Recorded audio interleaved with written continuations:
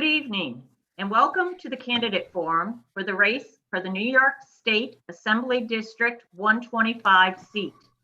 I'm Laura Ladd-Bierman, Executive Director of the League of Women Voters of New York State, and I will be the moderator for this forum. The timekeeper is Sheila Cohen, who is also on the screen. Sheila, want to raise your hand? Say hi. Thank you. Thank you to the candidates in this race, Anna Kellis and Matthew McIntyre, for participating in this forum. I would like to remind the candidates, their campaigns, and the audience that any unauthorized recording of this forum is prohibited to ensure that the content of the forum is not manipulated in any way to create false or misleading impressions of the candidates. The complete forum will be posted on the League's websites and YouTube after the event. Both candidates and campaigns have agreed to this policy. The candidates have also agreed not to interrupt each other or the moderator during the forum. As moderator, I do have the authority to pause the forum or turn off a candidate's mic if any personal attacks or inappropriate comments are being made. Questions being asked tonight have been submitted by the public and reviewed by a League committee in advance to avoid redundancy. The format for tonight is as follows. There will be opening statements of 1 minute each, questions and answers limited to one minute each, and a closing statement of 2 minutes each. Each candidate is also entitled to 2 rebuttals of 30 seconds each during the question and answer period. Sheila Cohen, the timekeeper, will hold up signs when a candidate has 30 seconds left and when they must stop speaking. Before going live tonight, a coin was flipped to decide the order for the candidates to respond. The order of answering questions will alternate between the 2 candidates. Let's begin. The first opening statement will be made by Mr. McIntyre. Good evening. John Locke once said that the role of government is to protect life, liberty, and property. That is what the role of government is to be. Within New York State, we have got away from that. And that's what I am running on and what I'm running to bring back to the sense of government. Thank you, Mr. McIntyre. Dr. Kellis?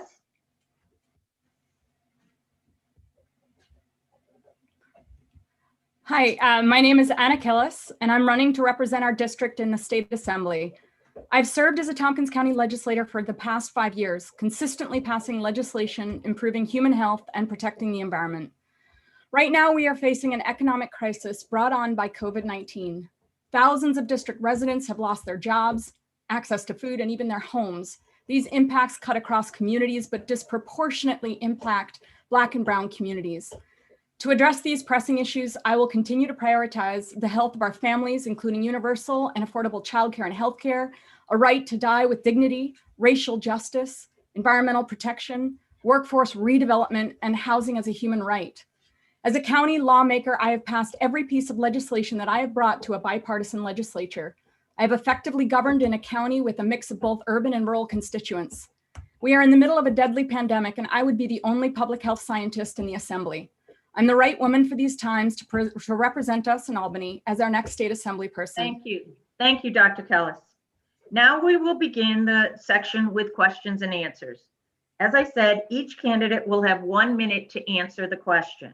2 rebuttals during the entire event will also be allowed for each candidate with 30 seconds each.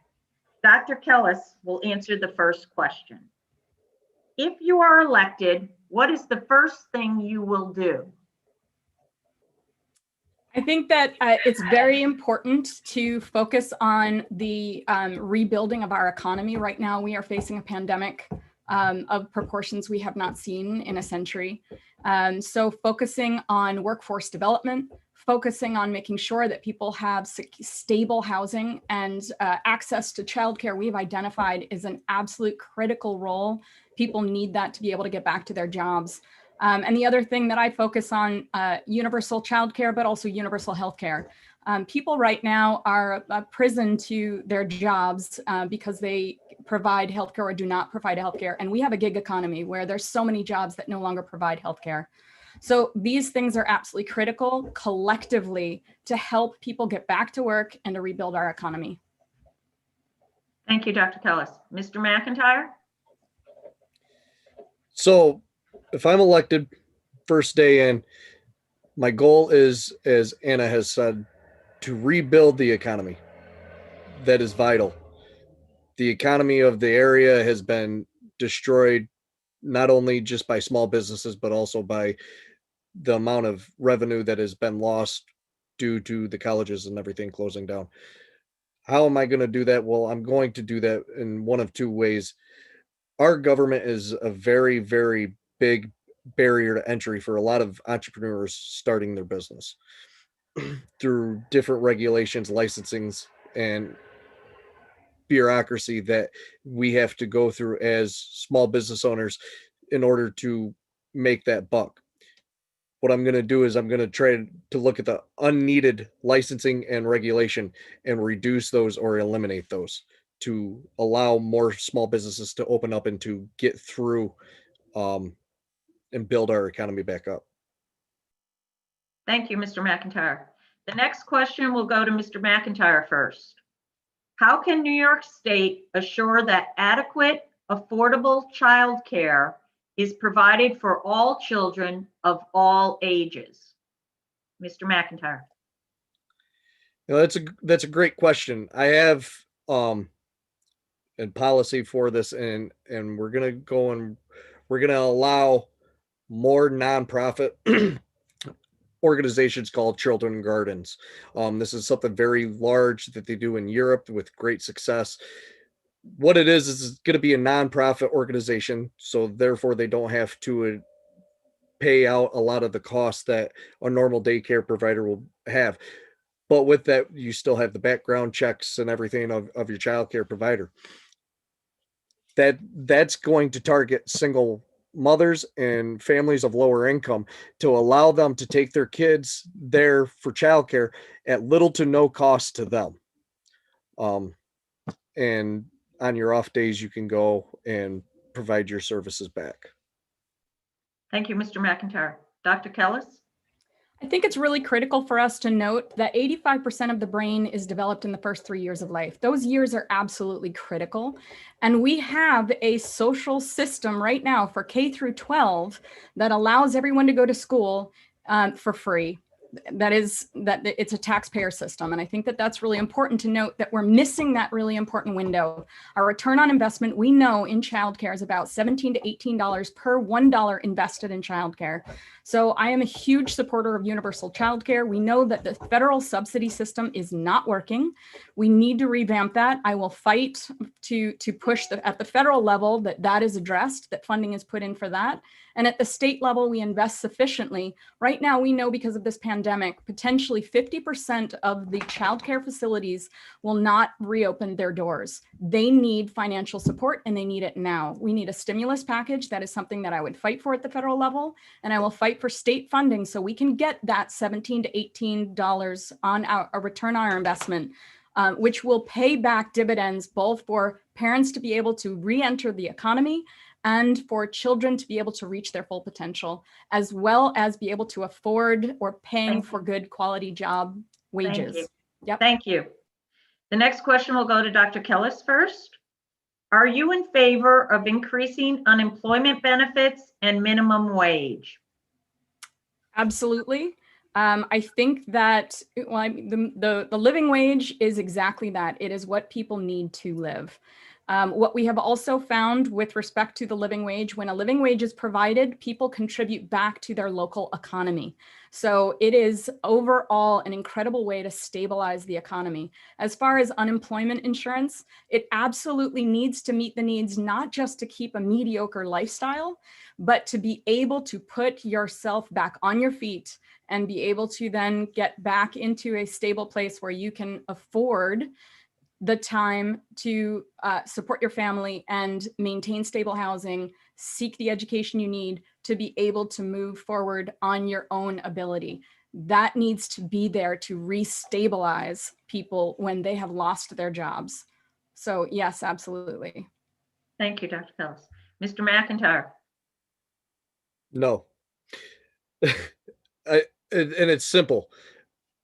I'm not going to push for an increase in minimum wage that's going to increase the prices. It's going to drive the market. What I'm going to do, though, is I'm going to offer and push for better vocational training for the trades, make it more accessible for people. The average age of a tradesman in New York State right now is 54 years old. Okay, that is far too high. A lot of these people have been doing it for 20, 30, 35 years. You know, they want to get out of it. So no, the answer is I'm not going to push for an increase in minimum wage or an increase in benefits coming from unemployment. We're going to push for better training, both in the trades and other industries, more vibrant industries that we have in this area. Thank you, Mr. McIntyre. The next question will go to you first. In light of the problems across the country around police shootings and brutality and our inequitable justice system, how would you improve policing and the criminal justice system in New York State? Mr. McIntyre. I'm glad this is a question that has been asked. What I'm going to do is I'm going to push it back to the counties, and the state's going to be there to help this. And at the state level, we're going to have to do this with the state police as well. When they submit to the legislation and everything for their budget, okay, they're going to have to show a certain percentage of training. They're not buying new gadgets. They're not buying new cars. They're going to be showing that they have a certain amount dedicated to cultural and diversity training, socioeconomics, different hand-to-hand combat, more in the idea of jiu-jitsu where it's dealing with restraints, de-escalation, and they're going to have to hire on to their staff social workers, substance abuse workers in place of certain officers. This is stuff that we need to have. When I was in the Marine Corps, we had these trainings and we were better suited when we were in country. This is what we need to bring to our police officers. We need to go through their budget. Thank you, Mr. McIntyre. Dr. Kellis? Yeah, I think that it's absolutely critical that we reevaluate and reimagine the system. We need to focus on alternatives to incarceration to reduce recidivism rates. Absolutely, end of story. There are recovery and wellness courts, otherwise referred to in some cases as mental health courts, drug courts, family courts, but also alternatives to incarceration like reentry, retraining, jobs training. We also need to focus on the public defender system. We absolutely need to have enough civil and criminal representation for individuals, particularly coming out of this pandemic. For example, we are going to have a massive increase in evictions that will be happening once this moratorium is removed. We need to be able to support people in order to keep people in their homes and keep the system working.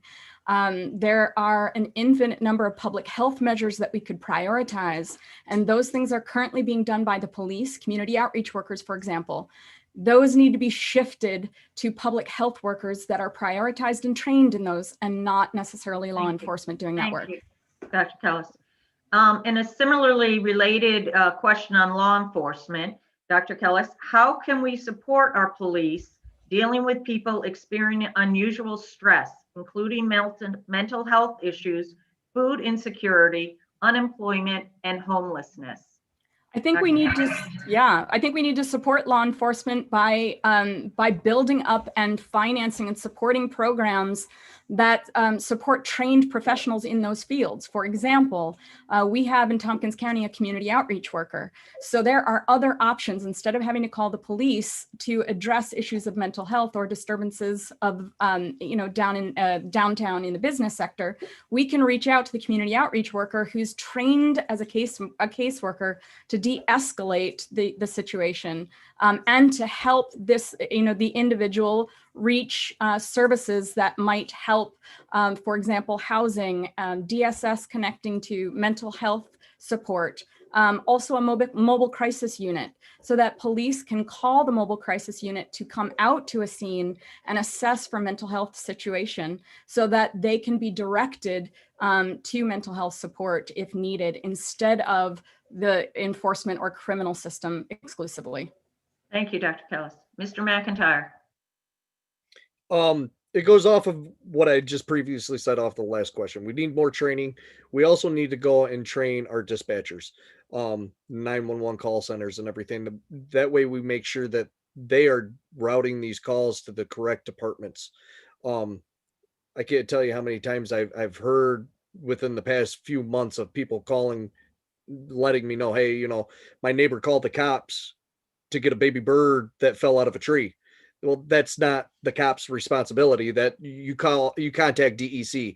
We need to train the 911 call centers. We need to provide our officers with better training in all aspects, and we need to provide them some PTSD training, and how to deal with PTSD and give them those services to deal with that, so that they are more level-headed when they're dealing with the populace. Thank you, Mr. McIntyre. I now have a couple of questions on healthcare issues. Mr. McIntyre, you'll get the first question. Do you believe in universal healthcare access? If so, what will you do to make it a reality for all New Yorkers? If not, why not? No. We already have a system in place. Okay. What we need to do is we need to attack the healthcare industry. We need to make the pricing more transparent, much more like an auto garage. That way, when you go in, you know exactly what you're paying for. But what we can also do is, since we're going to leave that system in place, what we can do is then go and offer, and this is happening in New York City, a lot of the places, even in Ithaca, there's groups of individuals that have pooled their money together, and they have doctors and medical facilities that are within these networks that they pay $500 a year and $5 every time, or $15, whatever they deem accessible, every time they go to the doctor, and that's the network that they stay in. It makes it cheaper, it makes it more affordable, and it makes it more accessible to everybody without having the government involvement. Thank you, Mr. McIntyre. Dr. Kellis? Yeah, I am in support of universal healthcare. Right now, we have a third of our population that is on Medicaid, and we have a Medicaid cost that is pretty expensive, and it doesn't meet the needs of the people. We know that it is essentially a regressive tax. We know that we have a gig economy right now, and people have fewer and fewer people actually get coverage. So it is unattainable for a lot of people. People are trapped in their jobs because it provides healthcare, not because it's actually what they're good at and what they can contribute to the community. So I am a very strong supporter of universal healthcare. It is a system that has been found by research that it would be actually cheaper than the existing system that we have, that it would control runaway costs that currently exist, that we would have an oversight and a cap on premiums. It is consistently evaluated as a cheaper way to go and meets the needs of all people for healthcare. I think that it's also quality that we're looking for. Thank you, Dr. Kellis. I think Mr. McIntyre would like 30 seconds more as a rebuttal. Yes, going off of what Dr. Kellis has said, we're gonna take a system. We're not gonna fix the industry that is setting these prices. We're going to use the government to cap their prices. We're going to add more money to a problem without actually fixing the thing. Therefore, it's not necessarily going to work because of the market. Market factors are going to take an effect, and it is not going to be as effective as we're hoping. Here's another thing that we got to think of too, is when you start doing, 30 seconds. Is that the down there, or am I looking for the red? I know. I believe so. Sheila, that was 30 seconds, right? Okay. Okay, I'm looking for the red. All right. Okay, we're all good. All good. Thank you, Mr. McIntyre. I have another healthcare question, and it'll go to Dr. Kellis first. What measures would you take to assure basic healthcare for all residents, and how would you address the high cost of healthcare? Yeah, I mean, going back to my previous question, there is, one major study that was done from Yale University. There was another one that was done, a more conservative one that was done by the Rand Institute, and another one that was done, and I am forgetting his name right now, but that was done by a New York State researcher. All three of those found that that the cost of universal healthcare that would cover everyone's needs is actually more cost effective than our existing system that only covers a third of people. So if you think about it, it would allow people, so I didn't see a yellow card. Is that 30 seconds or is that a minute? Hang All right, on. I think I have 30 seconds left. So Yes. so I think that that it is also really important to know that it will affect our labor force, because if people are able to focus on where their expertise is and what they're really good at, the productivity level that we can expect is higher. So it'll take that off the table, and it will allow us to control costs universally. Thank you, Dr. Kellis. Mr. McIntyre. So yeah, what we're going to do to lower costs is we're going to eliminate the cartel structure that is within the medical industry. So as it sits right now, you go to the doctor, you go for your checkup, they do all the labs. Your insurance, you hope, pays a vast majority of it, and then you get your bill later. And you're quite frankly, you're looking at it and you're not understanding it and everything like that. So what we're going to do is we're going to eliminate the cartels by making everything more transparent. With that, automatically you could start shopping around. All right, we're going to open this like any other commodity to the market factors that are there in place. It's been working elsewhere. They do it all the time down in the city. And that's where a vast majority of the great doctors are and whatnot. Okay, I think Dr. Kellis would like 30 seconds more, Sheila. Go ahead, Dr. Kellis. I think that, it's important to note that the reason that it would be more cost effective is because you would not have the premiums. You would not have the tremendous amount of administrative overhead for doctors' offices trying to juggle all of the different types of insurances. And it is also, universal healthcare is designed as a progressive tax rather than a regressive tax. It is based on what you're able to pay into the system, both as an individual as well as a company. So it's really important to know that that is the way that it would be doing the cost savings. And it ultimately gives people full choice rather than being stuck within their insurance company's choices. Thank you, Dr. Kellis. Mm-hmm. And just as a reminder, you each have one more card to use during the debate. So just a reminder. Okay, Mr. McIntyre, you will answer this question first. Do you support diversity training for all employers and employees, public and private, in New York State? Absolutely. When I'm not doing this, I am a production manager. My workforce is made up of, I got refugees from the Congo, from Kenya, from, where's the other gentleman from? Mozambique, I think he is. He's lived all over Europe. All right. We've actually just gone through this with my supervisors. Because of the different cultural aspects and the different, diversity that we have there, we're not tapping into the benefits and the talents of these people because of the different cultures and not being able to relate. So absolutely, these institutions and businesses should be doing this. If not, they're not capitalizing on the talent that they have in-house. Thank you, Mr. McIntyre. Dr. Kellis? Yeah, absolutely. I think it's a super important question. We've actually just created a new position in Tompkins County of a workforce diversity and inclusion position.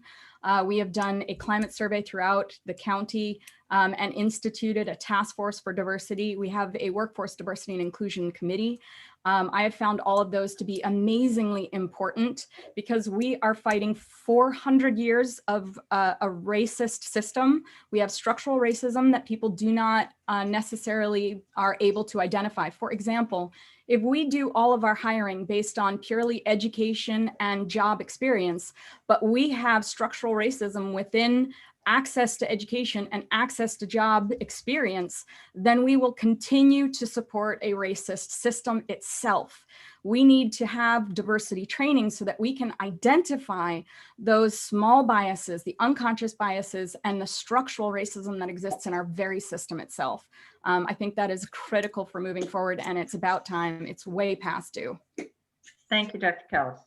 I have a couple of questions now on the issue of climate change. And Dr. Kellis, you'll answer this first question first.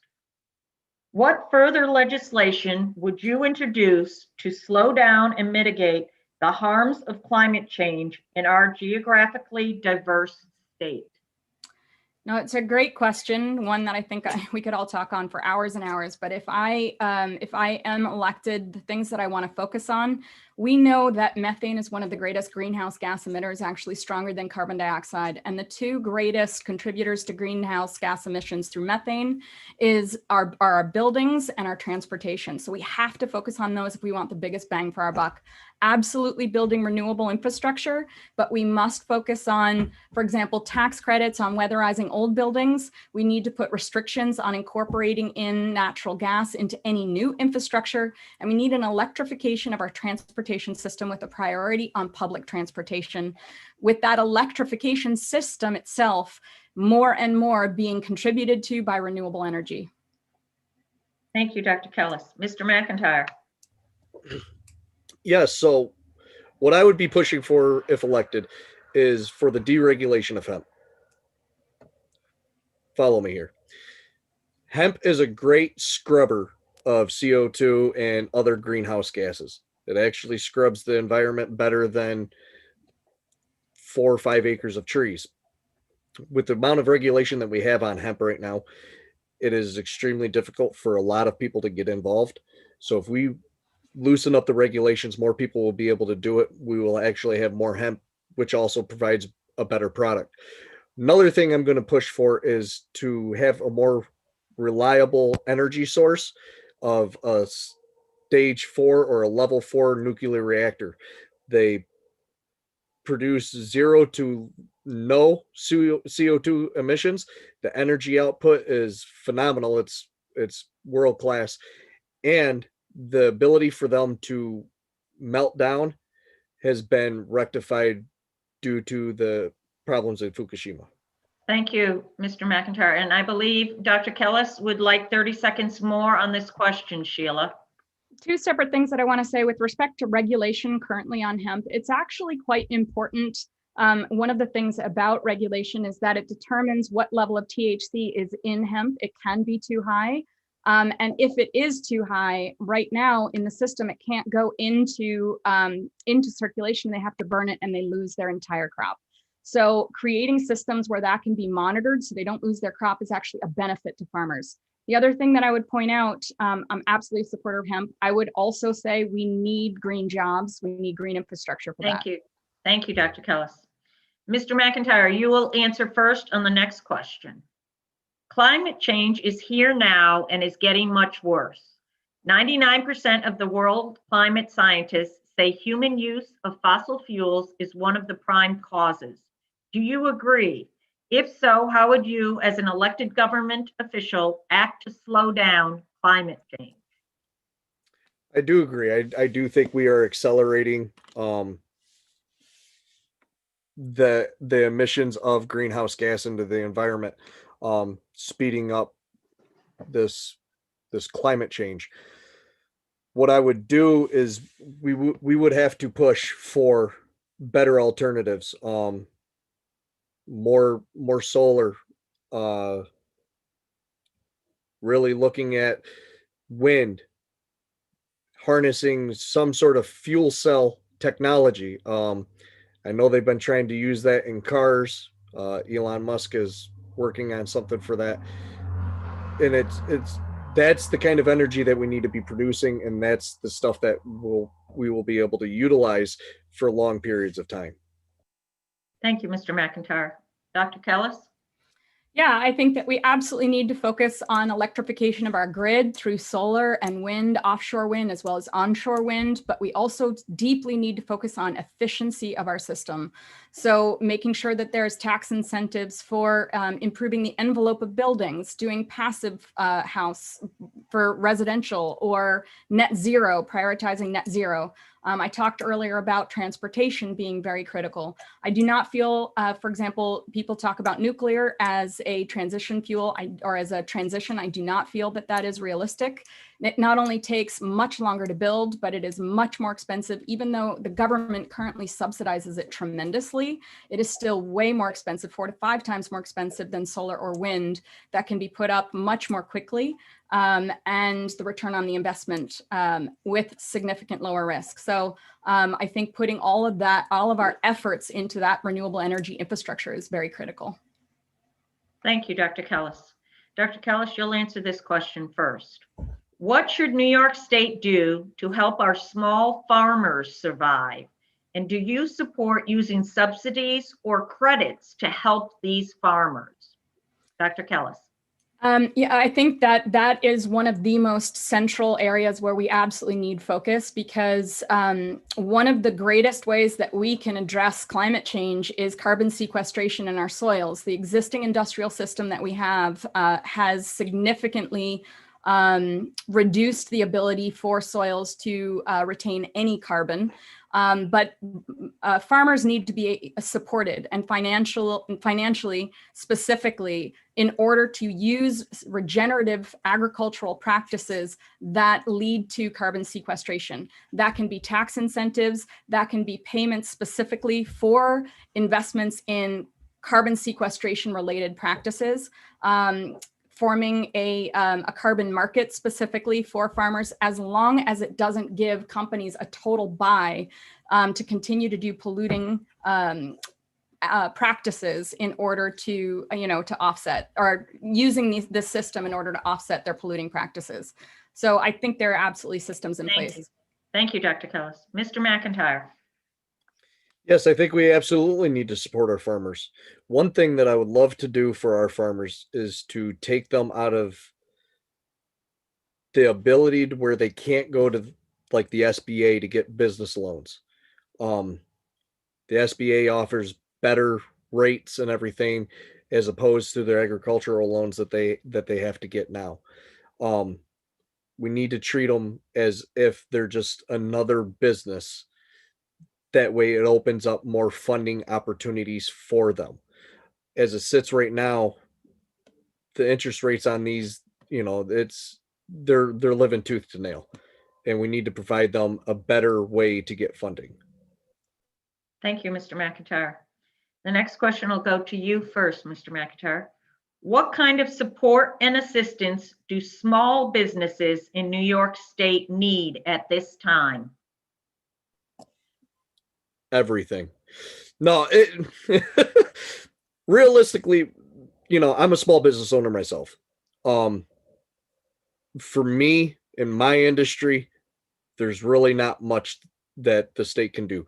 But for other people, we had a lady close up her art business here in Cortland. Great place. We need to be able to provide these people the ability to, keep their costs down. That right there is offsetting everything. A lot of the commodities in small businesses, people want to shop local, they want to shop small business, but they can't afford it because the costs offset everything else. And a lot of those costs are, regulatory fees and everything. And it's not just at the state level, that's at the federal level as well. There's a lot of fees in order to open a business and licensing and everything, that if you're a small income or a low income person that has a desire to open a business, you can't. Thank you, Mr. McIntyre. Dr. Kellis. Yeah, something that Matthew said that I really appreciate is helping small businesses reduce their costs. And I'm going to go back to the New York Health Act and universal childcare. Two of the biggest expenses that are faced right now. The first one is healthcare for small businesses. You remove that cost, that shackle from existing small businesses, and you will free up significant funding for them to be able to run their business. A second one is that employees need to decide right now between working and being able to raise children. They should not have to make that decision. So increasing the quality of the existing workforce and access, that can happen with universal childcare that I think is exceptionally important. Some companies actually take money to provide that, recognizing that they can't get the employees without it. Taking that off the table, both of those will significantly increase the funding that is available for small businesses. That's a start. Thank you, Dr. Kellis. And I believe Mr. McIntyre would like 30 seconds more, Sheila. Yeah, so being, most small businesses, just by their nature, they have their workforce is 70% of their cost is going to be the workforce. So either it be salary, benefits, or whatever. Okay. When a lot of people say small businesses, they're thinking of the small mom and pop shops in the area. Their workforce works off of part-time. So they're already utilizing. Thank you, Mr. McIntyre. The next question goes to Dr. Kellis first. What should New York State do to address the problem of runoff from farms and roads into our lakes and streams? That's a great question. I think one of the things that we currently have in place is that there's supposed to be a setback from spreading manure or spreading waste from the farming practices, and those need to be enforced because that creates runoff. We also have a ditch system that is antiquated and actually exacerbates the speed of water through those ditch systems. And so there are existing new technologies like rain ditches that would actually trap and slow down the rate of the runoff. And the last thing is I'm going to throw out something crazy, but the use of pyrolysis units, which gives an alternate for farmers. Instead of spreading their waste, they could use dewetting and then a pyrolysis unit that would burn the raw material in a vacuum and without oxygen, which would create biofuel, biochar that they could use instead of fertilizers on the land. It would create energy and it would create heat to fuel the system. So creating technologies like that is important. Thank you. Mr. McIntyre. Yeah, so some things we could look at is we could look at what other states have done in this country. So California has a great system that they have to prevent runoff to the oceans and into the Colorado River, which is a very large water supply for Southern California. We can look at their system, what they've been implementing. I know when I lived out there, it was a very good system. What else we could look at is natural abilities and things.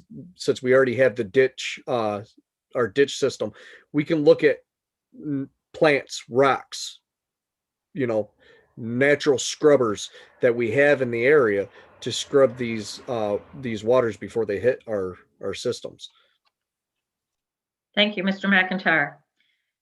How would you provide for more equitable education funding for pre-K through 12 students in all areas of New York State? Mr. McIntyre, to you first. So one way we could look at it is get rid of the funding by test scores. Okay. As it sits, I got looking at it one night. The city of Syracuse actually gets less funding per school than the Homer Central School District. And it's based off of test scores. So we would eliminate that. But then also what we would do is we would redo our education system. We would, by us doing that, we would actually be able to get rid of some administrators, which would be able to provide cost savings and actually save us money in the long run that would be able to provide better funding for the schools. Thank you, Mr. McIntyre. Dr. Kellis? Yeah, so one of the things that happened I think it was in 2006, there was a court case decision that ultimately ended up in the creation of foundation aid that the state was required to pay into to create equity between the schools. So schools that had less funding, because the system currently, broken system, is based on property tax, which means that wealthier neighborhoods will invariably have more money for their schools. It's supposed to create equity in that. That has been gutted. $4 million has not been replaced into that system over the last couple of years. That absolutely needs to be replaced. Secondly, 20% of our educational system is at threat of being cut. We are currently facing deficits right now because it's being withheld. That needs to be addressed. There was a huge cut in this last budget, and it was backfilled with stimulus funding from the federal government. And we need to make sure that that is replenished next year, as well as the foundation aid to create equity. And finally, address the system as it is. Funding on property tax does not work as a sole form of funding. Thank you, Dr. Kellis. And to you, Dr. Kellis, what criteria would you set for assuring all residents have access to an affordable college education? Yeah, so the Excelsior program that it currently exists, that was put in place to create free education, 4-year education, it doesn't qualify, as I understand, for 2-year education. You also have to be a full-time student. It doesn't cover room and board. It doesn't cover books. So it's not accessible for the students that may actually be the student population that we want to prioritize. So I think that it's really important to re-emphasize our focus on community colleges, make sure that that funding is met. The state is supposed to put a third of the funding for community college is supposed to come from the state. It never has. That needs to be met.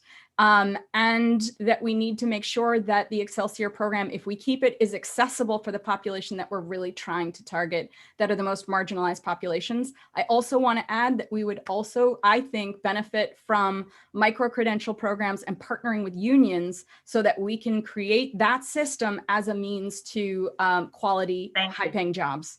Thank you, Dr. Kellis. Mr. McIntyre. Yeah, so what I would do is actually, this is going to sound crazy, but I would actually pull funding from the schools.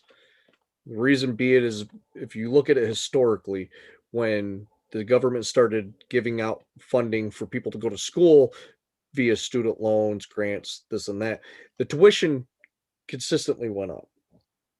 Now, yes, you could factor in inflation, but the rate that it went up was substantial enough because it's guaranteed money. So we would do that. But also, like Anna said, we need to pair with trade unions. We need to pair with vocational schools, the community colleges, to really push these trades that we need. We're going to need these people. We're going to, and you can make a great living as a tradesman, and they have great benefits. We need to really push the idea of trades back into our communities and back into schooling. Thank you, Mr. McIntyre. Okay, the next question has 3 parts to it. So, and it'll go to Mr. McIntyre first. Does the New York State tax system need overhauling? And if so, how? Would you do away with property taxes? And how would you handle unfunded state mandates? All in 1 minute, Mr. McIntyre. It's easy. I'm a libertarian. Yes, we need to redo the tax code completely. How would we do it? Get rid of income tax. No, there's ways that we could fund state projects and state programs minus the mandate and legal plunder called taxation. All right. We need to not look at taxing this and that to go and fund what we want to, what we need to get done. There's ways we could do it with nonprofits, corporations. So yes, it needs to be overhauled. Would I be willing to look at property taxes? Absolutely. Property taxes, you should be paying property taxes while you have a mortgage on your house. After that, the government shouldn't have a right to come in and take your property if you don't pay the property taxes after that. Thank you, Mr. McIntyre. Dr. Kellis, would you like me to repeat the question, or are you all set? Okay. Does the New York State tax system need overhauling? And if so, how? Would you do away with property taxes? And how would you handle unfunded state mandates? Yeah, I've been dealing with those for 5 years. I think, I would go in the other direction. I wouldn't get rid of property taxes, but we need to create more equity so that those who can afford to pay are the ones who are paying. I will go in the other direction and say, I am very much in support of the concept of taxing the rich. I think that we need a billionaire's tax. I think an ultra millionaire's tax as well. And these are the people who have actually increased their wealth by 7 to 8% in the last 9 months. Hundreds of billions of dollars of increase in funding. I would also close the loopholes that exist in Wall Street, the stock buyback, stock transfer tax also. I would close those loopholes.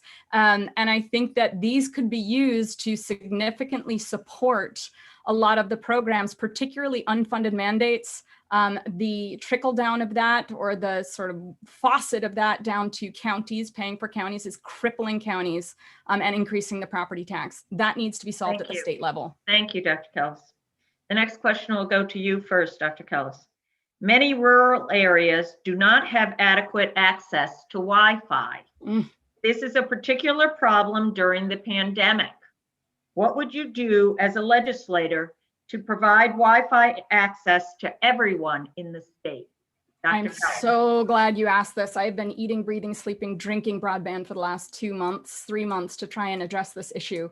I have been working with the Southern Tier Network, which is a nonprofit, municipally owned regional broadband system. We are actually looking to fund a study that would allow them to not only do the middle mile, but the final mile. This allows that their regional system is what allows them to spread the cost. It allows them to create economies of scale, allows them to bargain with companies. It also decreases if a nonprofit that is municipally owned owns the network of wires itself. It will increase competition for the ISPs. It'll increase the number of ISPs that are providing service on those wires, and it will allow us to reach universal level of broadband, which we currently don't have. And not just that, but the speeds that we need. So addressing under service and no service, both of them are absolutely critical. Thank you, Dr. Kellis. Mr. McIntyre. Yes. So what I would be doing when if I get elected is to incentivize the providers that already have the infrastructure in place. Incentivize them by either tax cuts or whatever way we could incentivize these companies to get their product to the people that need it the most. All right. We can look at even nonprofits, but we're going to be incentivizing companies to get this done. Thank you, Mr. McIntyre. Next question goes to you again. What is your position on compulsory vaccinations for children to attend school? And will you add the coronavirus vaccination to this list when we have a safe and reliable vaccine? I'm glad you asked that. I am not for any mandate, nor is it medical or anything.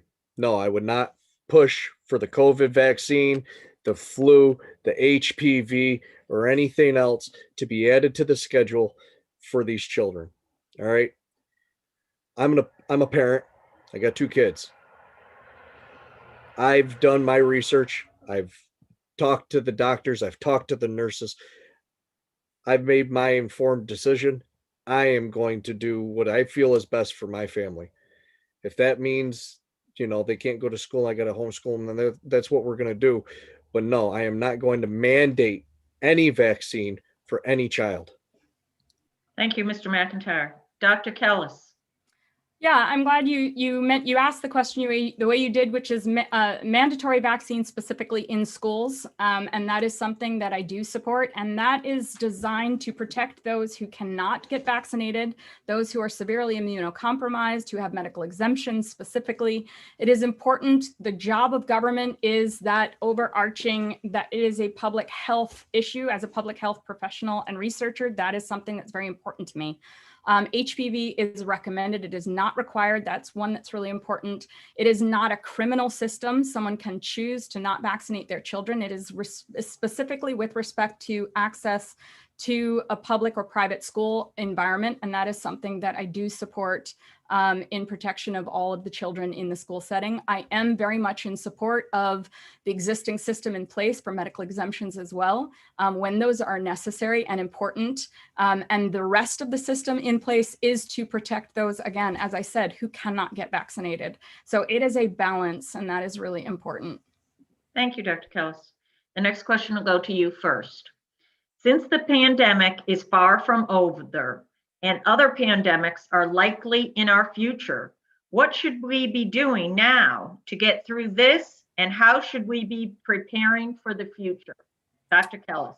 Yeah, it is so important to follow the science, to follow the epidemiology, to follow what the epidemiologists are saying. We know because of the research that wearing masks, social distancing, these are scientifically proven. The fact that our federal government is not requiring this as absolutely necessary to address this, and the fact that we are seeing that other countries who have put in place these requirements and have significantly reduced their not only COVID cases, but their deaths. We have one of the highest in the country. That is absolutely critical. So I think using the science, implementing these strategies, also educating specifically about how we address pandemics based on their transmission. This is an airborne transmission. How would we address one that's waterborne? How would we address one? So the various ways, what would we put in place? What would we implement so that we can be prepared for future pandemics? Not if. The understanding at the scientific level is when will that happen? And we need to have that educational outreach. Thank you. Thank you, Dr. Kellis. Mr. McIntyre. We need to learn from what is currently going on. We need to stockpile the PPE. We need to ensure that people are trained in dealing with these things. Our medical staff, making sure that we have the capacity to deal with this.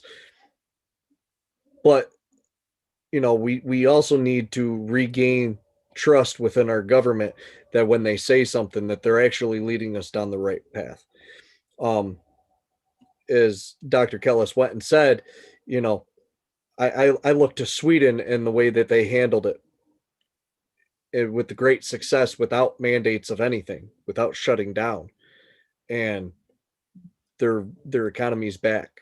The people are fine, and they have had deaths, and it's terrible, but that's what's going to happen in a pandemic. Thank you. I think we have time for one last question. And it's a general question to Mr. McIntyre first. What are the areas of our district that need the most attention, and how will you attend to them?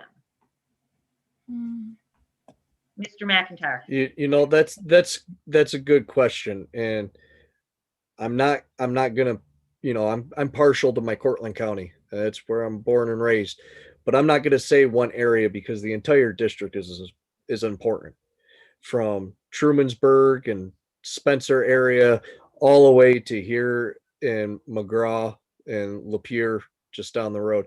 It's very important, every aspect. So what we need to do is we need to get with our constituents more, and we need to talk to them more and find out what their issues are so that we can make an informed decision. If I'm elected, or even if, you know, Dr. Kellis is elected, that's what I feel needs to happen, is not just look at a certain area, but the whole district as a whole. There's a lot of areas that feel like they're left out. Thank you. Dr. Kellis? Yeah, there are things that I'm hearing from the people as I have been meeting, doing town halls and listening sessions. The things that I'm hearing the most: housing, affordable housing, absolutely critical. And incentivizing that. We have a community housing development fund, for example, here in the county, implementing programs, expanding programs like that, requiring if companies or developers get an IDA, that included in that is affordable housing requirement. Childcare is absolutely critical. We need to have sufficient childcare providers, and they're at risk of closing permanently. Broadband, absolutely critical. It has been highlighted in this pandemic for sure.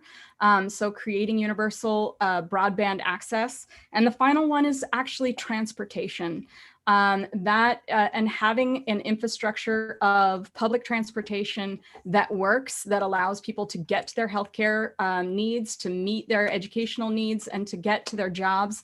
We do not have sufficient public transportation systems right now that allow for that. So all of those are critical in order to rebuild our economy. And that's just for people, not, I haven't gotten to the planet part yet. Thank you, Dr. Kellis. That concludes the question and answer portion. And now we will ask the candidates for their 2-minute closing statement. Since Mr. McIntyre did the first opening statement, he will also present the first closing statement. Mr. McIntyre? Yes, thank you. Aristotle once said that the good of all goods is politics. It's literally a life or death situation. So why do I bring that up? Because within that same writing, he mentioned, in order to be a good politician or be good in politics, you have to be or have partaken in all the subordinates of politics. I've been in school. I've been in the workforce. I've been blue collar. I've even served you once in the military. You vote for me, you cast a vote for me. I will take that spirit, the spirit of Corps of the United States Marine Corps, and I will take that to Albany, and I will continue to fight for the 125th District of New York. And you guys will win battles, because Marines don't lose, we win. So we will win as a district, and we will win as a state. Thank you, Mr. McIntyre. Dr. Kellis. Yeah, I want to first thank the League of Women Voters for having this event, hosting it, and all the participants for watching. I believe the role of government is to ensure the inalienable rights to life, liberty, and the pursuit of happiness for all those who live in the United States. And this requires that the government ensures a distribution of resources so that everyone has a realistic ability to achieve these goals. This year, more than anything, has proven the important role of government itself, particularly local and state government.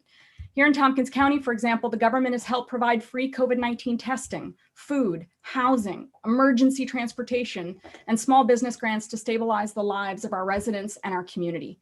Our residents need direct relief right now. We need workforce training and job creation and a green economy, stable housing, affordable access to childcare so all parents can fully participate in the workforce, universal health care because employers' benefits are no longer the norm, and municipal broadband so everyone can go to school and work and access healthcare.